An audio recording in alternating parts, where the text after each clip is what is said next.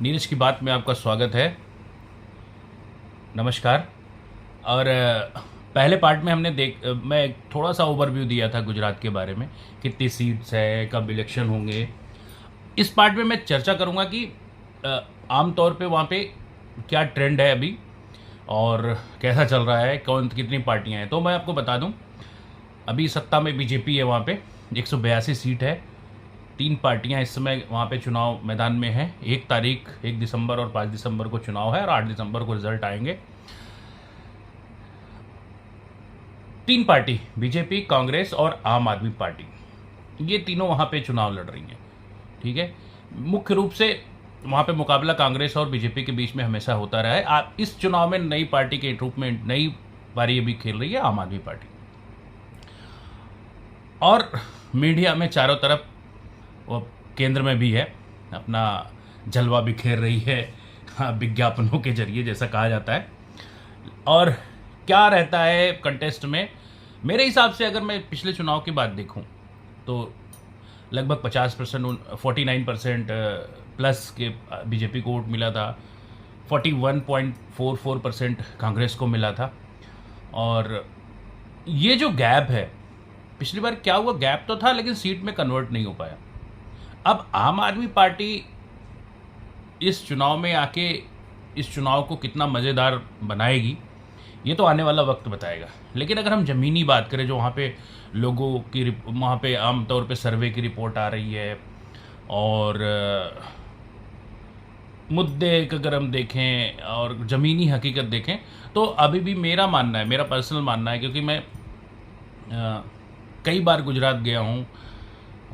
2002 में जब दंगे हुए थे तो भी मैं गुजरात गया था और गांव में जाके देखा था कि क्या स्थिति है।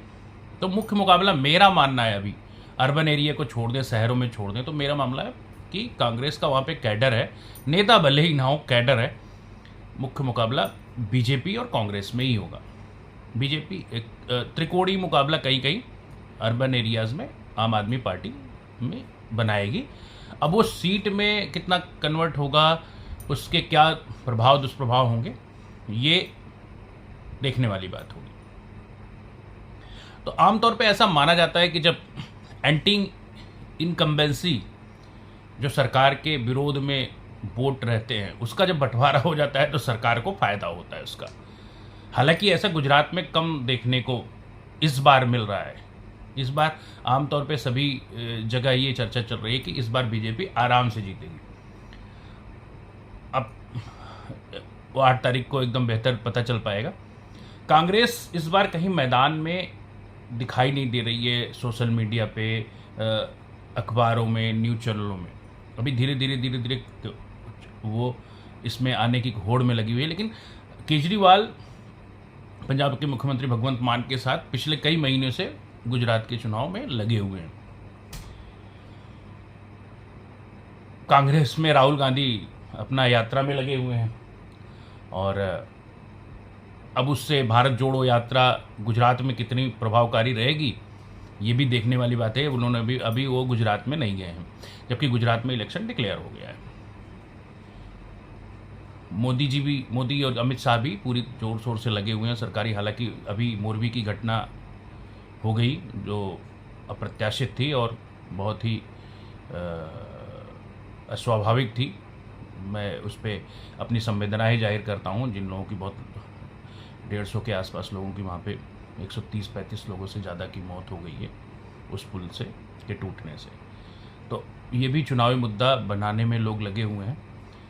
तो लबोलुआब यही है कि आम आदमी पार्टी जितने अच्छे से लड़ेगी, बीजेपी का उतना ही फ़ायदा होगा। आम आदमी कितना अपनी पहचान बना पाती है, ये देखने वाली बात है।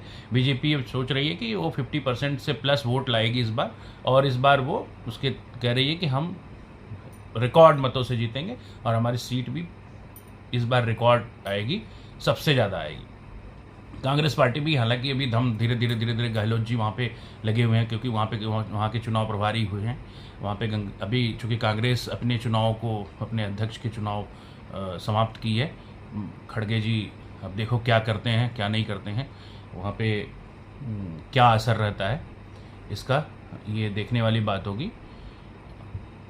मेरे हिसाब से जो अपना मैं अगर व्यक्तिगत आकलन दूं तो बीजेपी की सरकार बन रही है और मेन पोजीशन में कांग्रेस ही रहने वाली है।